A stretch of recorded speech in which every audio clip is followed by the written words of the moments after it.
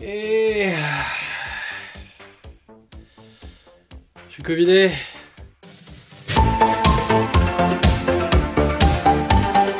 Oh putain de merde. Ah ça va être dur.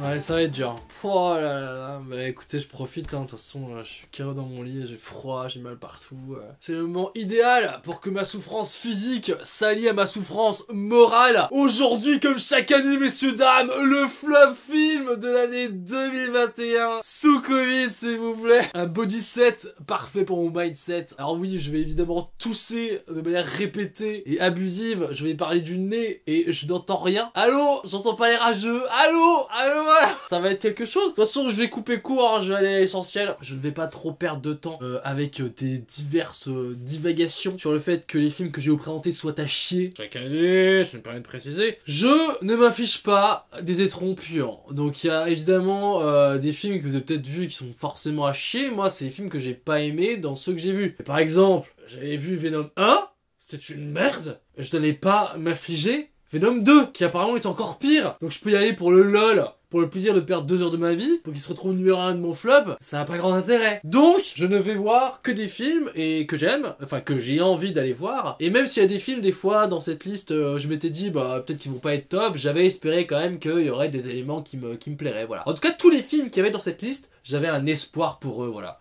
C'est ça que vous devez savoir avant de rentrer dans l'horizon de néant absolu dans lequel je vais vous amener. La qualité des films, mais c'est de pire en pire en fait. C'est-à-dire qu'il y avait pas mal avant de films que je trouvais chaque année, que c'était pas ouf, mais ça allait quoi. Mais là, il y a un nombre de films à chier. J'ai eu du mal à faire un top 10 tellement il y en avait à foutre dedans quoi. Bon, perdons pas plus de temps. Mon flop 10 de l'année 2021. Avant d'aller dans le top 10, j'ai juste quelques mentions honorables qui j'étais dégoûté de pas pouvoir les mettre dans mon flop. Donc je permets de vous les indiquer ici. Tout d'abord, il y a cette série, mais à se suicider d'ennui. Mais j'ai cru que j'allais me flingax d'ennui. Je me suis jamais autant fait chier, je crois. Enfin, ça fait très longtemps devant une série. Captain Falcon et le Soldat de l'hiver. Non, oui, Captain Falcon. Ah merde. Falcon. Captain Falcon. Non, si c'est un peu le Captain Falcon. Bref, bon, c'est Falcon et le Soldat d'hiver. Toujours avec Marvel, des concepts super cool, concept génial, mise en œuvre totalement à chier. Donc le concept là, c'est des gens qui se battent pour l'héritage de Captain America. Je vais pas spoiler, mais il n'est plus vraiment là. À savoir, est-ce que c'est Falcon qui doit reprendre le bouclier de Captain America, ou est-ce que c'est le Soldat de l'hiver, ou est-ce que c'est justement il y a un nouveau Captain America qui pour le coup est très cool. Je trouve que c'est un très bon méchant, je trouve le personnage très intéressant. Mais alors cette série, je crois qu'elle fait que 6 épisodes. Que 6 épisodes, et je suis passé au premier épisode. Ça me fait très rarement ça. Dans le même épisode, je suis passé de la séquence du début qui est absolument géniale, où c'est une espèce de course-poursuite en hélicoptère, où Falcon il passe d'un hélicoptère à un autre en se tabassant avec des gars qui font de la wingsuit et tout, mais c'est trop épique. Le personnage de Falcon est trop bien rentabilisé dans sa capacité à voler tout simplement. Voilà, ça fait des séquences trop intéressantes. Voilà, il y a beaucoup de suspense. Et à la fin de l'épisode, je n'en pouvais plus. C'était mais d'une merdicité, mais genre d'une platitude. Il y a des scènes chez une psychologue avec le Soldat de l'hiver, mais à se tabasser les boules tellement c'est inintéressant quoi. Je me suis emmerdé. Il te ressort des personnages du fin fond des placards seulement pour le fanservice. Comment il s'appelle là, le méchant de Civil War qui est joué par Daniel Brühl. Oh bah on sait pas trop quoi faire, alors on va demander l'avis d'un méchant et parce que lui c'est sûr qu'il saura quoi faire. Et évidemment le méchant, et bien on doit le sortir de prison nous-mêmes pour travailler avec lui. Voilà. Des écritures scénaristiques, des facilités, mais il y a un discours qui se voulait intéressant sur voilà, Captain America noir, ce que ça représente, sur les gens qui sont laissés pour compte, mais c'est vite fade. Oh là là, ressenti x10. Hein. 1 minute ressenti x10. Falcon. Donc ouais, il y a cette merde, il y a aussi, faut absolument que j'en parle, je n'en peux plus. Dès que les gens parlent de ça, mais j'ai envie de leur fracasser la tête à coups de barre de fer, enfin, je ne supporte plus qu'on prononce le mot Squid Game. Squid Game, la nouvelle série incroyable de Netflix, je crois que c'est une des séries qui a été le plus vue au monde, mais c'est mais pitoyable ce truc. Alors t'as l'impression que les gens découvrent le Battle Royale en mode oh ouais, des gens qui doivent s'entretuer, c'est incroyable. Les personnages sont chiants, caricaturaux, c'est lent, les jeux sont à chier, excusez-moi, à chier, 1, 2, 3 soleil, mais c'est de la merde. C'est ça, ça vous fait stresser. Il y a le jeu de la corde, j'avais un peu de tension, un peu de stress. Mais alors, quand ils doivent faire dessiner des dessins dans des gâteaux là. Oh, le stress c'est pitoyable, l'histoire est pitoyable, c'est long. Je retire ce que j'ai dit avec Falcon et le Soldat d'hiver. Je ne me suis jamais autant fait chier que devant une série. Et je n'en pouvais tellement plus, je crois qu'à partir de l'épisode 4, tellement c'était merdique, je l'ai regardé en accéléré, en x1,5, x2, et c'était quand même trop lent, quoi. C'était trop lent, vraiment, tout est attendu, tout est cliché. Il n'y a que le premier épisode qui a un vrai travail intéressant sur l'addiction au jeu. Et je trouve que le personnage principal est très intéressant dans ce premier épisode. Mais sinon, non, des clichés, les espèces de grands méchants hommes blancs qui contrôlent le monde en costard-cravate avec des masques qui sont tous pervers et qui se repêchent du spectacle de voir des gens s'entretuer. Oui, je vous ai spoilé, voilà. Mais nul, mais des clichés, mais à vomir de nullité, quoi. Et genre, du coup, la série a marché, et les gars, ils se sentent obligés de faire une saison 2, tu sens qu'ils étaient pas prêts. Ah, mais on a plus rien à dire, c'était juste déjà de la merde ce qu'on a écrit. Bon, si ça permet de découvrir les séries coréennes, quelque part, je suis content. Je suis terrifié à l'idée de me dire et de constater que Squid Game, c'est devenu... Allez, première canne de tout pour Squid Game. C'est devenu, Squid Game, un vrai élément de notre pop culture. C'est-à-dire que les gens, ils trouvent ça cool de se déguiser en Squid Game dans des soirées. Je comprends pas. Je comprends qu'il y a un effet communauté, en mode tout le monde l'a vu, donc c'est cool d'en parler, et voilà, Covid. Ah ouais, on a vu la même chose. Ça, c'est un truc assez ouf, hein, l'effet communauté. Comme tout le monde en parle, et ben je trouve ça cool, voilà, pour me mêler dans la masse. C'est un truc qui va revenir, vous allez voir. Donc non, évidemment, c'est une merde, c'est mal écrit, pas bien joué, c'est cliché, les rebondissements sont à chier. Il n'y avait pas de rebondissement, en fait. En fait, le médecin, c'était son frère depuis le début. Mais on est où? Oh, il s'est pris une balle au bord de la falaise, il tombe de la falaise, et il est sûrement mort, il n'y a aucune raison pour que ces personnages restent vivants, évidemment, mais... des trucs mais qui devraient plus exister, enfin que tu vois dans des nanars des années 90, quoi, des années 80, une merde. Squid Game, si quelqu'un a aimé ça, bah putain... Bah je vous juge, bon voilà, je vous juge. Et en parlant de série à chier aussi, je suis quand même le public cible, mais faut que je vous parle de La Retourne va tourner, quoi. Bah c'est une histoire de fantasy ultra classique, ultra niaise, cliché, avec des personnages fades. Y a que Rosamund Pike et le personnage qui joue l'âne, je trouve, qui ont un peu de charisme, quoi. Et Fares qui joue le méchant, j'ai trouvé ça stylé. Et genre, oh vous habitez dans un village perdu au fin fond du monde, et il y a le ténébreux qui arrive avec ses armées de l'enfer pour conquérir le monde, et vous êtes les élus qui allez devoir le renverser, oh là là. Moi j'avais lu les 2 premiers bouquins, la première saison de la série est adaptée des 2 premiers bouquins. Bah après je trouve que c'est une adaptation correcte, quoi, mais c'est la roue du temps, quoi. Moi de base j'ai pas adhéré au délire, trop cliché, trop facile, trop manichéen, sans saveur, quoi. Tout ce que j'aime pas dans la fantasy. Donc bon, apparemment il y a de quoi faire 10 saisons, donc ça peut être intéressant de voir justement ce que vont devenir ces personnages et tout ça. Peut-être que ça va devenir bien. Je n'y crois guère. Je sais même pas si je suis bien cadré. Franchement, chaque flop que je fais chaque année, il y a une merde, il y a une couille. Voilà, allons-y, quoi. De toute façon, perdu pour perdu. J'arrive même pas à parler, là, j'ai le nez complètement pris. C'est l'heure, messieurs, dames, de rentrer dans les 10 pires films que j'ai vus cette année. Mais avant, une mention honorable, il fallait quand même que je me permette de le préciser. Je suis assez deg de pas avoir réussi à le mettre dans mon flop de cette année, dans mon flop 10. Il avait largement sa place, pareil, une espèce de hype autour de ce truc. Spider-Man No Way Home. Ah, Tom Holland, c'est le meilleur Spider-Man de tous les temps. Mais Zendaya, elle est trop belle. Franchement, ce film, c'était le meilleur film de super-héros que j'ai vu toute ma vie. Ah, vraiment, mais je suis terrifié de voir, pareil, un espèce d'effet de communauté. Comme c'est le dernier qui est sorti, c'est forcément le meilleur. Eh bien, chers amis, vous l'aurez entendu ici en premier. Non, ce film est une merde. Allez, 8 sur 20, pas plus. 8 sur 20, médiocre, à chier. Alors, pareil, on en parlait, Marvel, concept génial. D'ailleurs, si je vais spoiler, si vous n'avez pas vu Spider-Man encore et que vous ne connaissez pas le concept, allez au timecode que je vais indiquer là parce que c'est le seul plaisir de ce film, c'est ce concept. Donc c'est la surprise, il y a un twist, un gros twist. Bon, évidemment, je t'ai fait spoiler avant comme un connard, je le mords. Vous savez pas de quoi ça parle, Spider-Man No Way Home? Comment il s'appelle? Into Home, The Multiverse, je sais pas quoi, voilà, ne regardez pas. Donc, effet très sympa, très stylé de ce nouveau Spider-Man. Spider-Man, il ouvre le multivers en mode « Ah non, qu'est-ce qui s'est passé ?» J'adore parce que la scène où Doctor Strange ouvre le multivers et qu'il galère, j'ai vraiment l'impression de voir les scénaristes en train de galérer aussi en mode « Putain, mais on est vraiment en train de faire n'importe quoi. On a ouvert des failles partout, notre scénario n'a aucun sens. Qu'est-ce qu'on va bien pouvoir faire pour essayer de maintenir une forme de cohésion? Oh non, ça ne marche pas. On est totalement à chier, tant pis, laissez les multivers exploser. Ah !»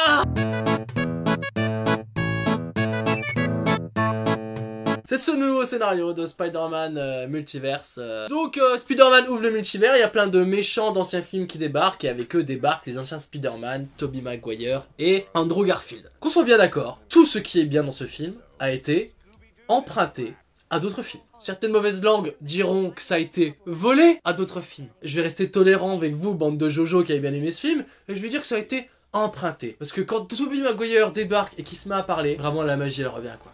Et ce que j'aime bien, c'est qu'ils ont pas essayé de le formater par rapport au nouveau film. Je trouve qu'il a vraiment gardé sa manière d'être et voilà, sa manière de parler. Il revient avec l'ambiance de l'ancien film. Pareil pour Andrew Garfield, qui je trouve a un rôle bien plus intéressant que dans ses anciens films. Mais toutes les scènes intéressantes, tout ce qui concerne du coup ces nouveaux personnages qui débarquent dans le film, bah quelque part n'a pas été créé par ce film. Voilà. Donc c'est sympa d'avoir une idée un petit peu cool, mais toutes les idées que propose ce nouvel film, toutes les idées originales, sont totalement à chier. Je vais vous faire un tour d'horizon de ce qui va être bien quand même dans ce film. Il y a une scène stylée où Spider-Man est avec plein de méchants et tu penses qu'ils sont tous gentils et en fait il a son Spider-Sense qui s'active et du coup tu sais qu'il y en a un qui va les trahir à l'intérieur. C'est une sympa de tension. Il y a 2-3 petites punchlines qui m'ont quand même bien fait marrer. Quand il lui dit ah bah je comprends pas, tu viens du Queens, tu viens tout le temps des deux gens, j'étais persuadé que t'étais noir. Ouais, bah ça c'est marrant, et puis il dit ah bah j'espère qu'il y aura un Spider-Man noir quelque part. Là, clin d'œil, clin d'œil. D'ailleurs j'aurais bien aimé qu'à un moment il y ait une scène où il passe à travers, je sais pas, le multiverse, et il se retrouve pendant quelques secondes en dessin animé dans la chambre de Miles Morales. Bon, ça aurait été un petit peu trop en demander, mais sinon voilà, donc c'est tout ce que j'ai aimé. Et sinon tout ce qui est vraiment bien dans le film concerne cet apport des anciens films. Donc Dr Octopus effectivement est très stylé, Willem Dafoe est absolument légendaire. Genre mais juste quand Willem Dafoe est là, il a un tel charisme, une telle prestance, vous vous rendez pas compte à ce moment-là que tout ce qui est autour de lui est pitoyable. C'est vraiment un mec sorti d'un bon film que tu ramènes dans un film nul à chier. Excusez-moi, mais la comparaison se fait mais sous vos yeux à cet instant-là. Le mec est totalement légendaire, son personnage est trop stylé, il l'incarne mais genre il est complètement possédé. Et à côté bah t'as Eclatax.com, voilà, des films écrits avec le cul là. Ce nouveau Spider-Man, je me suis fait chier mais comme un rat mort. Le scénario est éclaté, étiré, long à plus savoir quand en foutre. C'est genre oh dialogue, exposition, blague, exposition. Enfin, que sous ça vous fasse kiffer qu'il y ait des personnages qui expliquent ce qu'ils vont faire dans la prochaine scène pendant 2 minutes et qu'après t'as une scène de montage rapide où ils montrent ce qu'ils viennent de décrire juste avant, ça vous éclate. Mais excusez-moi, mais c'est ce qui se fait de plus pitoyable en termes de cinéma et de scénario. C'est nul. Blablabla, exposition, blague, exposition, voilà. C'est ça. Pendant 1 heure de film. Dites-moi, soyez honnête, décrivez-moi un moment dans une des batailles de ce film qui vous a marqué. Je n'en ai aucun souvenir. Le film il est sorti à la fin de l'année. Je n'en ai aucun souvenir. Évidemment, il y a des scènes quand les 3 Spider-Man se posent les uns à côté des autres, ça c'est des images qui sont assez marquantes. Mais sinon, des chorégraphies de combat quand il est dans la forêt qui se bat avec Electro et l'homme sable, je n'en ai aucun souvenir. Parce que c'est pas bien mis en scène, parce que c'est pas intéressant, parce que c'est des batailles qui n'ont pas d'enjeu, ça aurait pu se passer dans un tout autre endroit, là pourquoi dans un champ de nuit au milieu de poteaux électriques? Pourquoi pas? Pourquoi sur la Statue de la Liberté? En plus alors, ils se battent sur la Statue de la Liberté, très bonne idée. La Statue de la Liberté elle est recouverte d'échafaudage, c'est une des batailles et un des décors les plus moches que j'ai vu de ma vie dans l'histoire du super-héros. Ouais, je l'avais pas mis dans mon flop, j'en parle pendant 1 heure de ce truc. Je pense que c'est vraiment gâché parce qu'il y avait vraiment du potentiel. Il y a un moment où Andrew Garfield réussit à sauver Zendaya alors que dans son film il n'avait pas réussi à sauver Gwen Stacy, et c'est très beau parce que du coup ça termine un arc narratif et ça poursuit l'arc narratif d'un mec dont tu disais que les films étaient terminés, sauf que la scène elle est mal filmée, il la récupère, il atterrit au sol comme si de rien n'était alors que putain mais c'était là qu'il fallait mettre de l'emphase, là on a une bonne scène, là vous avez une bonne idée, là vous avez un truc original quoi. Pareil j'aurais bien aimé que il crève, Tobey Maguire, mais qu'il meurt vraiment comme ça ce serait terrible parce que on sait que dans son monde MJ l'attendra, elle saura pas pourquoi il a disparu, voilà. Là on crée des trucs intéressants et Et de voir Tobey Maguire mourir, ça aurait effectivement poussé Tom Holland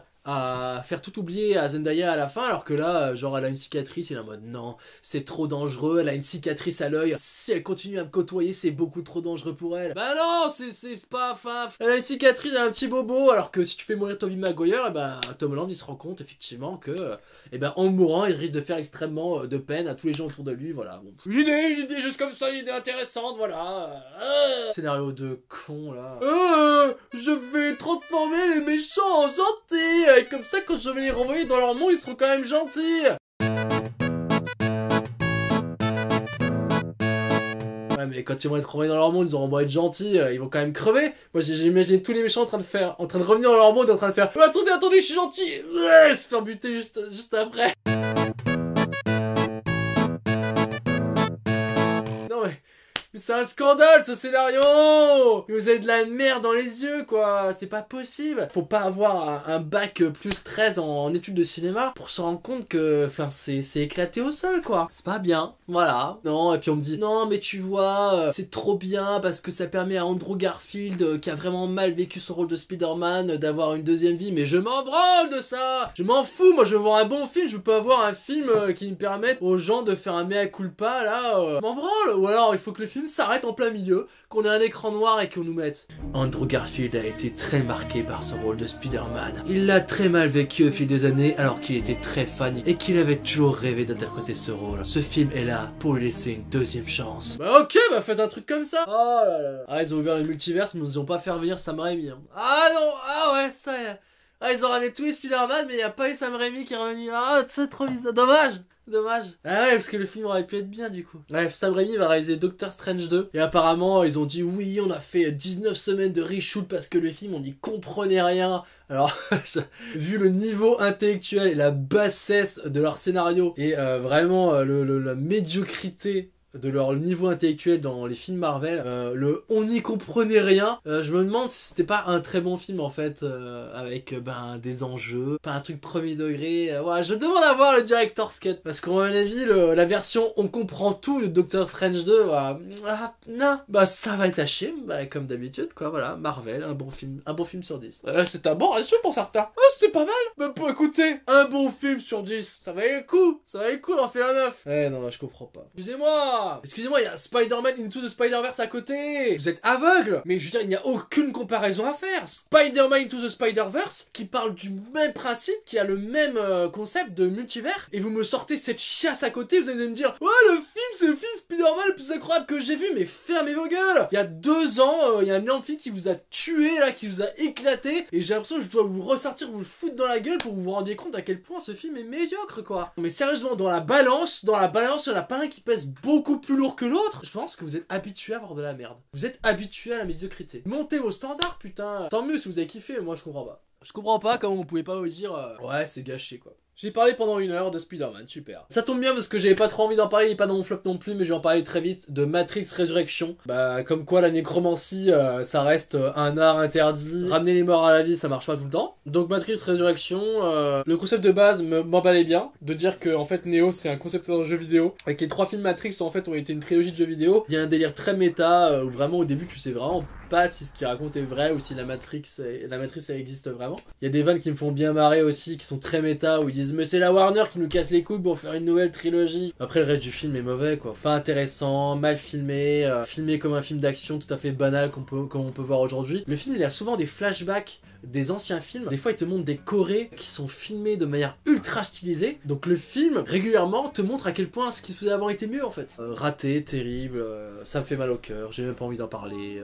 Matrix Résurrection, Matrix Déception, Matrix Explosion! Faut lui exploser sa gueule à ce dictateur! Donc, flop 10 2021. Nous allons commencer avec une des plus grosses arnaques de cette année en 10ème place, le film Eiffel, qui se présentait comme un film absolument palpitant sur le défi technique qu'a été la construction de la tour Eiffel. Absolument pas, la bande-annonce est un des plus gros mensonges de ces 10 dernières années, c'est-à-dire que tout ce qu'il y a dans la bande-annonce, qui dure 2 minutes, est littéralement le temps que va passer le film à te parler de la construction de la Tour Eiffel. Ce film est un prétexte pitoyable pour nous présenter une histoire d'amour d'autant plus pitoyable, inintéressante entre Romain Duris et je ne sais plus comment elle s'appelle. J'ai rien à dire sur ce film, c'est classiquement nul, chiant, pas de rebondissement, c'est moche, ça joue pas très bien. L'espèce de twist, la révélation à la fin...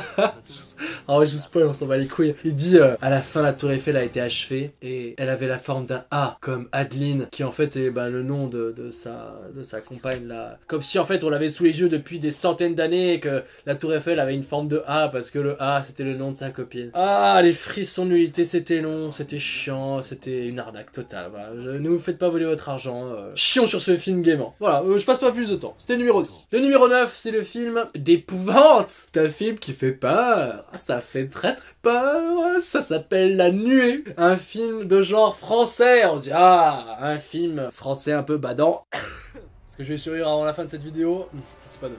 Donc La Nuée, c'est l'histoire d'une femme qui élève des criquets et elle leur donne des trucs à manger de plus en plus forts parce que le criquet est le futur de l'humanité et donc elle les nourrit de plein de trucs bizarres et à un moment elle le nourrit avec son sang et donc les criquets vont devenir assoiffés de sang. Voilà. Et c'est un film qui se base sur des rebondissements scénaristiques mais totalement inattendus et totalement imprévisible. C'est-à-dire que au début du film, il y a une scène qui sort de nulle part où le gamin il a une chèvre et il fait ah elle est vraiment bien ma chèvre, je suis vraiment j'aime beaucoup, elle est trop mimi, elle est trop jolie. À quoi elle sert la chèvre dans l'intrigue? Ça vous est pas expliqué. Oh ouais, oh la chèvre c'est mon amie. Qu'est-ce qui pourrait lui arriver de mal? Oh!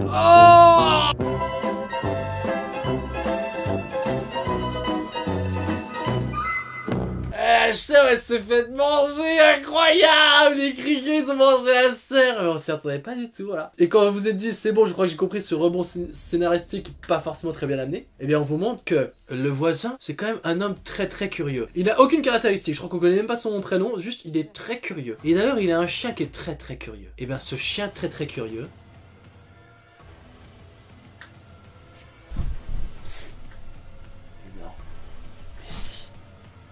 se fait manger par les criquets. Oh. Et du coup, le monsieur dont le chien s'est fait manger, il a perdu son chien. Et ben qu'est-ce qu'il fait? Il va retrouver son chien. Et là, je vous le donne en mille. Il se fait manger par les criquets.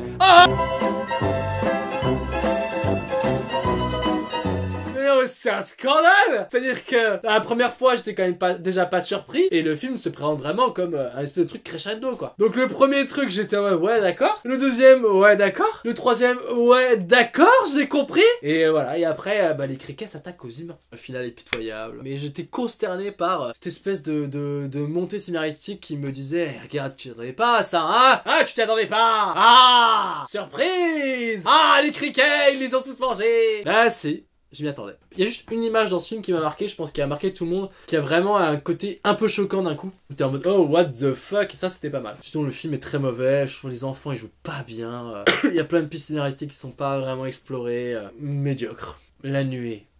De caca. Numéro 8, c'est un film qui m'a brisé le cœur. Non pas par son sujet, parce que son sujet est absolument pitoyablement traité, mais par la chute d'un homme, Viggo Mortensen. Le grand Viggo Mortensen qui réalise son premier film, je peux vous le dire, Falling est une merde. Falling est l'histoire de la dégénérescence d'un homme. Je parle de son personnage et également de Viggo Mortensen quelque part. Parce que c'est en fait l'histoire d'un homme qui est gay et qui doit se taper son père qui est Alzheimer, je crois Alzheimer, qui est un ignoble homophobe insupportable. Donc en fait pendant 1h30 de film vous allez avoir ce vieux connard qui va ne faire que dire des saloperies. Et personne ne lui dit jamais rien. Donc c'est absolument long, chiant, insupportable. Viggo Mortensen il est tout le temps en train de faire...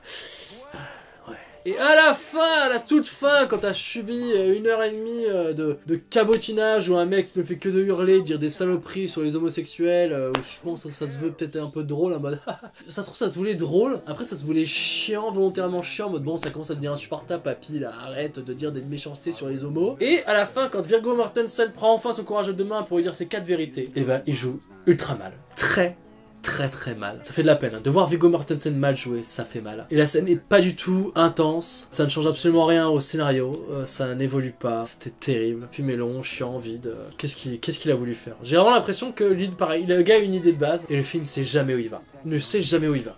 Et toi t'es en mode, et on fait quoi avec ça là? Ça fait 4 fois que j'ai vu la même scène là, sous des manières différentes.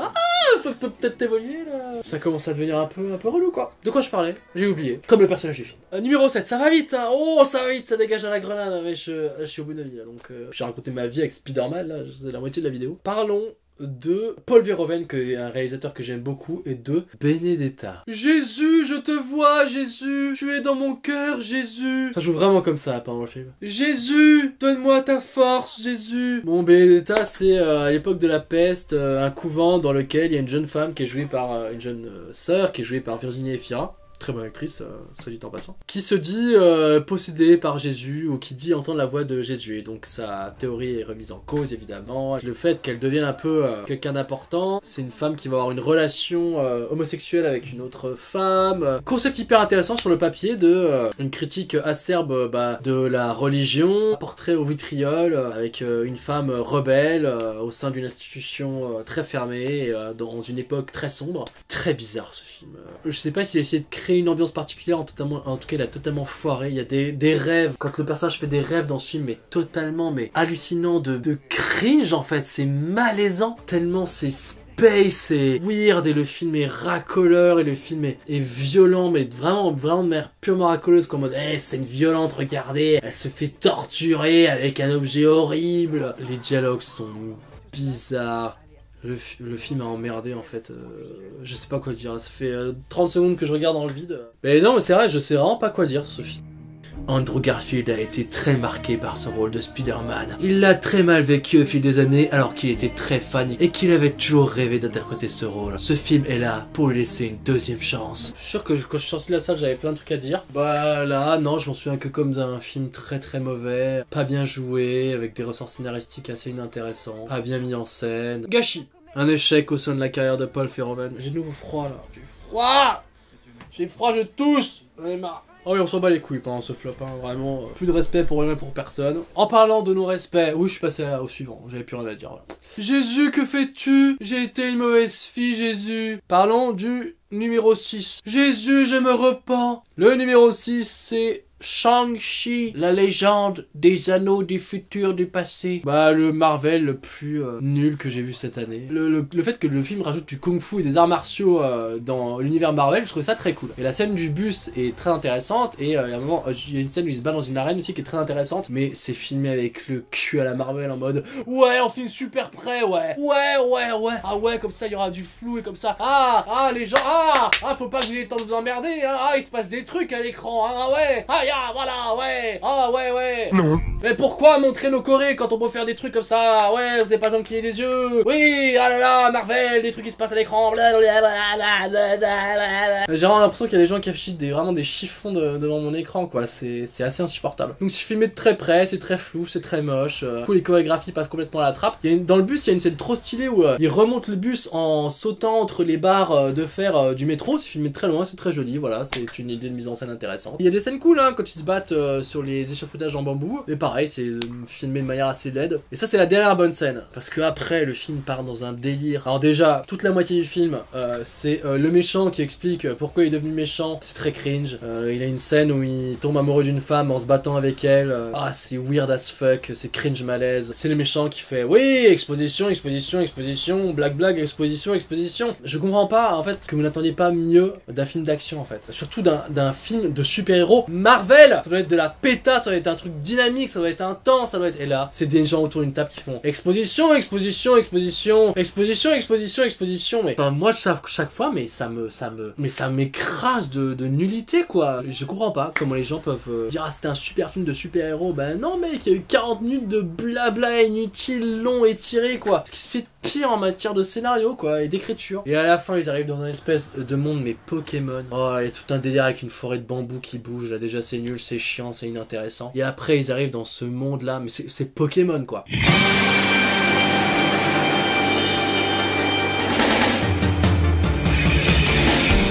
Non. En plus c'est moche, c'est mal fait. Ces espèces d'animaux sont laids. Ils ont des combinaisons là, mais c'est une parodie en fait. J'ai l'impression d'un vieux film de guerre chinois. Puis quand le dragon arrive, t'es en mode oh my god, qu'est-ce que je regarde quoi. Qu'est-ce que je regarde. Et la sidekick rigolote qui servait à rien, qui tire une flèche dans l'œil du gros monstre à la fin là. Non mais putain, on est où? Ça vous fait rêver ça? Ça vous êtes dit ah ouais, quel kiff quoi, la bagarre quoi dans Shang-Chi. Oh là là là là, la ligue Pokémon à la fin là. Pff, ouais non.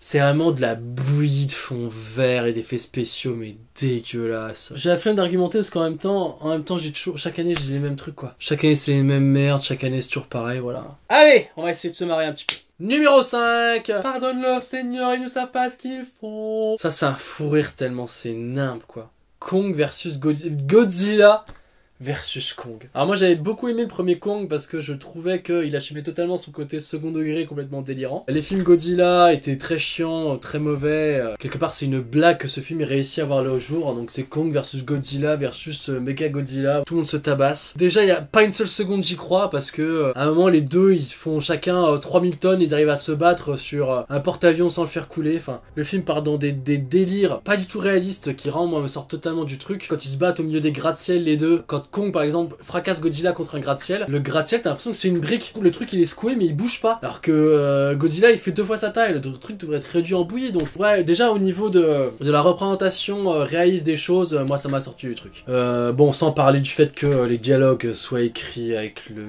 cul là, mais c'est une nullité. Le scénario c'est un des trucs les plus ridicules que j'ai vu mais depuis longtemps, vraiment. Celui-là il en tient une bonne couche quoi. Genre il y a une gamine qui a été laissée dans l'espèce de cage virtuelle de Kong et qui est la seule à pouvoir communiquer avec lui. À quel moment il l'avait pas éclaté contre un mur, il a pas marché juste en faire exprès. Non mais tout est over the top et bête et con. Mais vous vous dites à chaque fois vous avez atteint un degré de connerie assez intergalactique jusqu'à ce que vous atteigniez le boss final de la connerie de ce film, qui est la théorie de la Terre creuse. C'est-à-dire qu'ils se sont dit ouais, tous ces monstres là géants en fait ils viennent de la Terre creuse. C'est-à-dire que dans notre Terre il y a une autre Terre creuse, parce qu'il y a un truc dans lequel ces monstres là vivent. Alors déjà ils y vont dans cette Terre creuse grâce à des espèces de vaisseaux spatials friteuses là, grippins du futur moche mais avec un concept de merde en mode je sais plus quoi, si on y va très très vite ça passe. Ah c'est vraiment, t'es en mode mais qu'est-ce que je regarde. Et quand ils arrivent dans la Terre creuse il y a une espèce de délire, c'est un monde avec un haut et un bas qui sont assez proches, mais c'est un monde dans lequel il y a de la lumière alors que c'est une grotte géante. Ça n'a aucun sens et à aucun moment tu vois le soleil, tu vois juste sur chaque plan l'éclairage qui vient de quelque part, comme s'il y avait un soleil à l'intérieur de ça, alors que ça n'a aucun putain de sens quoi. Vraiment c'est d'une connerie mais monumentale. Et il y a un moment où Godzilla il fait un trou dans le sol, il fait son souffle de feu et il arrive jusqu'à la creuse le sol des milliers de kilomètres en dessous jusqu'à atteindre la Terre creuse, et il y a un Kong qui agarre par le trou qui fait et il y a Godzilla en haut qui fait et t'as vraiment l'impression que les deux se voient et se parlent quoi, comme s'il y avait un putain de trou de milliers de kilomètres. Mais ce film, mais non mais c'est fou à quel point il va loin dans la connerie quoi. Les méchants sont pitoyables. Ah je suis vraiment la meuf sombre et méchante. Non en fait je suis gentille. Non en fait je suis méchante. Ah, puis elle se fait buter de manière pitoyable. Ouais c'est mort quoi. Le scénario il a dit allez vas-y on la tue maintenant. Les bastons sont pas intéressantes. Le scénario est pitoyablement ridicule. Enfin en fait j'avais pas envie de rire parce que moi je tiens à Kong et Godzilla. C'est des personnages que j'aime beaucoup et du coup ouais ça m'a juste foutu les nerfs. Pourquoi c'est forcément pris dans un côté totalement délirant, bête, stupide, crétin. Le film en plus te balance des espèces d'idées mais trop malsaines parce qu'il y a des personnages qui est un mec mais ultra complotiste. Il est genre méga complotiste de ouf, il est en mode ouais on nous ment, on nous cache des trucs et tout, il se prépare un truc. Ce personnage est l'incarnation de tous les clichés que tu peux imaginer des complotistes dans le monde entier, tous ceux qui sont les plus barges. Sauf que ce personnage a raison et que tout ce qu'il disait comme quoi le gouvernement nous cache un truc et tout ça, et ben il se trouve que c'est vrai. Donc grosso modo on donne la part belle à un personnage qui est ultra complotiste et complètement con et dégénéré. Chaque fois qu'ils ont une idée c'est écrit mais en 2 secondes ils ont fait on ça va les couilles. Quelqu'un a lu le scénario par contre parce que la baston non mais le scénario ta gueule la baston. Voilà, je vais peut-être mourir. La dernière chose dont j'aurais parlé c'était cette merde. Bon évidemment c'est à chier. Pourquoi s'infliger ça je ne sais pas. Voilà.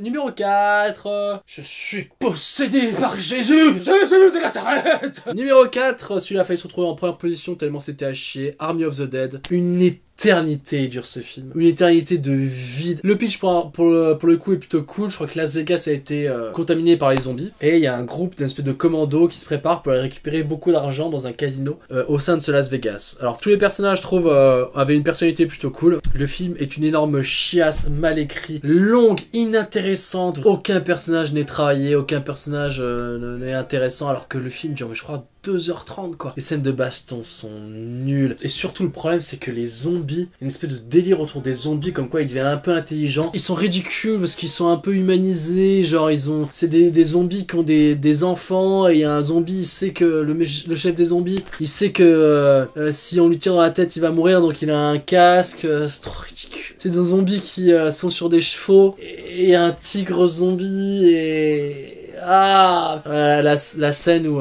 les zombies ont un bébé, juste ça, je l'ai dit. Et au moment où je l'ai dit, je me suis souvenu à quel point j'étais comme ça devant le film, en mode, mais c'est pas possible. Il y a 2 zombies, ils ont un bébé. Mamma mia. Comment sommes-nous tombés si bas? Alors il y a un truc intéressant dans le film que j'ai bien aimé et que j'avais pas capté, c'est qu'en fait il y a un des acteurs qui était mêlé à un scandale d'agression sexuelle, qu'ils avaient déjà tout filmé avec lui. Et donc ils l'ont dégagé et ils l'ont remplacé numériquement par un autre acteur. Une autre actrice, je trouve, qui est le personnage pour le coup le plus intéressant en plus. Donc heureusement qu'ils l'ont changé parce que sinon vraiment le film aurait été assez encore plus pitoyable. Là il y a un délire intéressant là-dessus. Mais tu sens bien que le personnage est toujours un petit peu en dehors de toutes les intrigues. Dans certaines scènes il est imbriqué numériquement, mais sinon il est toujours un petit peu éloigné de tout, voilà, mais ça j'ai trouvé ça intéressant pour le coup, je l'ai appris après coup, mais le film est long, il étire tout, en plus c'est moche, c'est filmé, t'as une zone de net mais très faible et tout est flou devant, tout est flou derrière, vraiment le choix est inutile, en plus ça ne veut rien dire, ça donne juste une espèce de patte au film mais qui est dégueulasse quoi, long, chiant, moche, dégueulasse. Mais pour vous dire à quel point le film est long, à un moment il y a un personnage qui se fait attaquer par le fameux tigre zombie, et genre le tigre il le mord, il le jette contre un mur, il fait ah et il va s'écraser. Et le tigre il se rejette sur lui, il l'attrape et il le relance et le mec va s'écraser plus loin. Et le tigre il se relève sur lui, il l'attrape et il va se rejeter plus loin. Et là le tigre il court, il avance, mais ça vous casse peut-être les couilles là, je l'ai dit que 4 fois, mais cette scène, je vous jure, dure bien 2-3 minutes. C'est 2-3 minutes d'agonie interminable, mais d'un ennui intergalactique. Et le film c'est que ça, il étire tout, mais dans la longueur, c'est chiant à en crever. Voilà, Army of the Dead. Tous les gens qui ont regardé ce film sont morts. Ah, c'est une armée de morts. Ah, lol. Alors je speed, sinon je vais crever à la fin. Numéro 3, le podium de la merditude de cette année, messieurs dames. Le podium du caca. Prends-moi, Seigneur, prends-moi. Oh là là, Suicide Squad. Le premier, c'était vraiment nul, hein. Vraiment, c'était complètement raté. Mais là, le nouveau film va vraiment tout remettre à zéro. Ça n'aura rien à voir. Ce sera vraiment totalement exceptionnel et dans le délire de Suicide Squad d'origine. C'est la même merde, mais en pire. C'est pire, c'est nul. C'est un étron puant, infect, horrible. À quel moment il y a une seconde, un micro bout de début de fun dans cette chose atroce qu'ils ont osé appeler Suicide Squad. Oh waouh, vous êtes une belle brochette de faux cul, hein. Franchement, ceux qui ont aimé ça, il y a vraiment l'espèce de vieux délire de dire non mais c'est James Gunn qui a réalisé, celui qui a réalisé les Gardiens de la Galaxie, donc c'est forcément un film formidable quoi. C'est la même merde, c'est le même humour pitoyable, c'est les mêmes personnages mal écrits, inintéressants. Le film à aucun moment n'est drôle, à aucun moment je n'ai ri, c'est cringe sur cringe, c'est vraiment des blagues, ça se veut rock'n'roll et subversif, mais c'est des blagues mais de bras qui pètent quoi. Ah c'est drôle, il vomit des Smarties de partout et en fait c'est un pouvoir super fort. Chaque blague dans ce film dure au moins 30 secondes ou 1 minute de plus que ce qu'elle ne devrait durer. La mise en scène des blagues de ce film mais est catastrophique. J'ai vraiment l'impression d'être face à un truc où le mec n'a absolument pas compris à quel moment sa blague devait se terminer. Tout est trop long. Pour vous donner un exemple, des exemples comme ça j'en ai des dizaines. Je crois que le pire c'est vraiment le moment où le dictateur il tombe amoureux de Harley Quinn et il commence à vivre le parfait amour les deux et t'as une séquence mais interminable de 5 minutes où ils disent oui on se marie, ah on danse ensemble, ah oui c'est vraiment beau le parfait amour, mais tout le monde connaît Harley Quinn, tout le monde sait qu'elle est complètement barge et qu'elle va le tuer à la première seconde. Ce n'est pas une blague, ce n'est pas un humour, ce n'est n'est pas un rebondissement. Le film te fait ouais, regardez, haha, ils vivent dans un monde merveilleux avec des petits oiseaux, tout ça, oh là là, c'est vraiment long, c'est vraiment chiant, oh là là, mais qu'est-ce qui pourrait bien se passer? Boum, oh, il l'a tué, oh, mais soyez choqués en tant que spectateur, mais vraiment, vous tombez des nues, c'est incroyable. Mais non, c'est pas incroyable. C'est vraiment des chutes de blagues, mais nulles, médiocres, genre que tu vois venir arriver, mais à des kilomètres. Tout est trop long, tout est trop chiant. Il y a un personnage qui meurt au début, là, Weasel, un espèce de personnage de fouine de merde, et en fait, à la fin, t'as une séquence en mode, en fait, il est vivant. Voilà, mais tu te dis, ok, tu le vois réapparaître, tu cut, c'est bon, c'est fini, c'était ça la blague, c'était drôle, tu marques le... Oh, surprise. Et ben non, là, qu'est-ce qui se passe? Il se relève, il fait... il est perdu, il se relève, et pendant 1 minute, tu le vois partir blablabla tout seul au fond de l'écran. Mais la blague est terminée. Du coup, ça dure, tu te dis, bah, il va y avoir autre chose, Et ben non. Juste la blague est étirée, c'est tout le temps comme ça, t'es vraiment face à quelqu'un qui ne sait pas raconter des blagues. Je le trouve encore plus merdique que le premier quoi. Expliquez-moi la différence qu'il y a entre le premier et celui-là. Explique-moi la différence. Les personnages, c'est même vrai faux méchants. Eux on est méchants mais en fait on est quand même un peu gentils, hein, voilà. On est quand même là pour sauver le monde. On est le Suicide Squad, les pires des raclures du fin fond de l'univers. Mais en fait on est quand même un peu marrant. Non, à part être cringe, vous êtes juste des gentils mercenaires. Vous n'êtes absolument pas méchants, vous êtes cringe, voilà. Alors ça c'est clair que ça fait de vous quand même les antagonistes de cette année les plus dangereux que j'ai vu au cinéma, parce que vous êtes juste cringe et vous avez une capacité à rendre malaisant tout ce que vous touchez assez exceptionnelle, notamment Harley Quinn. Mais tous les personnages, toutes les blagues, dès qu'un mec va mourir tu le sais immédiatement. Je suis un vrai super-héros, je suis un gentil. Il se fait écraser par le méchant. Oh, je m'y attendais pas du tout, incroyable. Ouais, c'est marrant. Il y a juste le personnage joué par le catcheur, là, John Cena, le pacificateur, je sais plus comment il s'appelle, je trouve. C'est le seul qui est intéressant, qui est un peu weird et bizarre et marrant pour le coup. Mais l'histoire est inintéressante, cette espèce de parodie de Cuba avec ce gros monstre à la fin. Pourquoi, qu'est-ce qu'il fout là, à quoi il sert, il est moche. Il y a des scènes de baston avec Harley Quinn qui sont tellement inintéressantes. En post-prod, ils ont rajouté plein de dessins animés autour pour rendre la scène un petit peu farfelue parce que je sens bien que c'était pas prévu au départ quoi. Il se dit ouais vas-y, le personnage il est un peu délirant, on va rajouter ça. Ça sert à quoi? Ah il y a des fleurs, il y a des oiseaux dans lesquels se bat. Un vide créatif et intellectuel ce film. Et voilà. Moi ce qui me tord les tripes c'est de voir les gens se dire ouais ça c'est vraiment un super film excellent. Alors que celui d'avant était vraiment à chier. C'est le même buddy movie pitoyable. Pour montrer à quel point ce film rate toutes ses mises en scène. Il y a un moment il y a le personnage de Ratcatcher, le personnage qui contrôle les rats, qui est en fait une petite nana très mignonne, très sympa. À un moment, elle est dans un bus et elle dit ah oui, ma vie a été très compliquée. Elle colle sa vitre contre la fenêtre et dans le reflet de la fenêtre, tu vois un flashback qui apparaît avec son père. Bah, je rigole, je dis ah, excellent, énorme la blague, c'est tellement pitoyable, cliché et nul. Ah oui, le souvenir qui se projette dans la fenêtre. Et non, en fait, c'était vraiment ça. En fait, le film est très sérieux. Le film part dans un flashback cucugnagnan avec absolument aucun second degré. Et j'étais en mode, mais c'est pas possible. Pour moi, c'est ça la vanne. Ça peut pas être un film si nanardesque qui est pitoyablement cliché et con et gnangnan et gneugneux. C'est le Suicide Squad, putain. C'est censé être des méchants qui défouraillent des gueules. Et non, flashback. Ah, ma vie était très dure avec mon père. Pardonne-moi, Seigneur Jésus de Nazareth. Je suis où? Qu'est-ce que je regarde? Au secours! Ah, c'est Squad. Andrew Garfield a été très marqué par son rôle de Spider-Man. Ce film est là pour lui laisser une deuxième chance. La première scène, là où ils se font tous tuer, interminable et pas drôle, genre hey, regardez, c'est marrant, tous ces personnages que vous ne connaissez pas se font tuer. Ah ah ah ah ah ah ah. Et lui aussi il meurt. Ah ah ah. Et lui aussi. Ah ah ah. Et ça dure 10 minutes, interminable. Et moi j'étais en mode oh putain. Oh, ça faisait longtemps que j'avais pas vu un film qui me disait hey, regarde, c'est marrant, c'est le moment de se marier, ah, on se marre, hein, hey, c'est rigolo. Et je riais absolument pas. À aucun moment. Ce film a été un supplice total du début à la fin. J'espère que il va être détruit comme par magie et que plus personne ne pourra le voir. Passons au numéro 2. La bande-annonce m'avait trop donné envie. Mortal Kombat.